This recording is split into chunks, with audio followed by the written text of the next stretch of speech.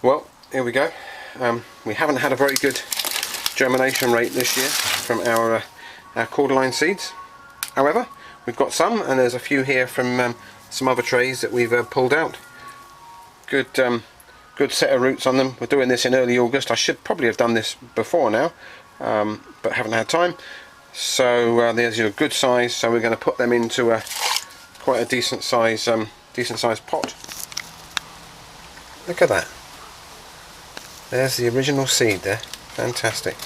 And from that seed we've got this little baby plant who's now raring to go into the pot.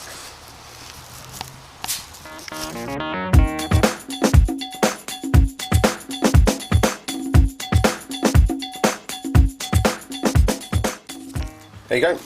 After that little interlude, little romantic interlude, looking at the little original seed, we are going to start to I'm just going to work some of those roots into the compost.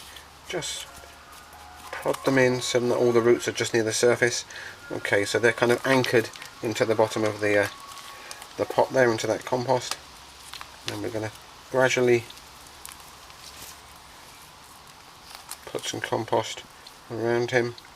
Give him a little bit of a shake to settle the compost around him. Gentle, gentle, gentle, that's the key. Some more compost around there. Gently firming down. More compost again. I find a little tap down is best. You're trying to get the compost nice and firm without being compacted. If it's firm down and you've got the kind of the contact between the roots and the compost, that's exactly what you need.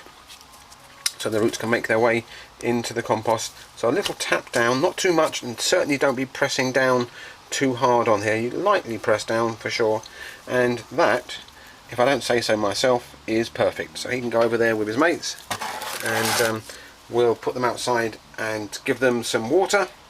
And here we are in early August.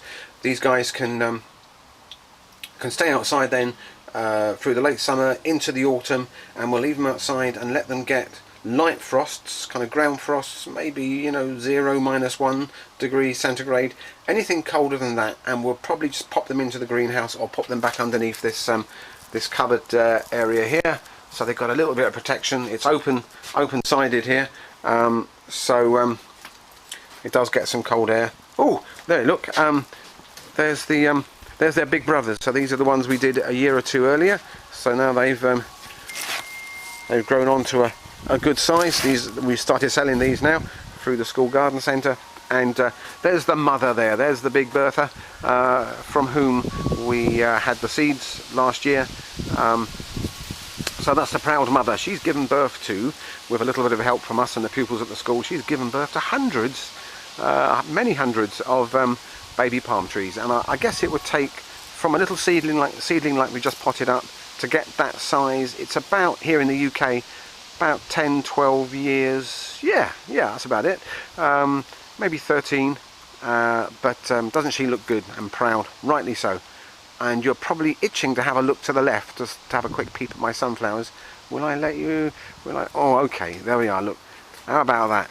What a fantastic crop of sunflowers this year. Those ones at the back there are going to sound like a fisherman. Ooh, they were that big. They must be at least 12-13 foot high.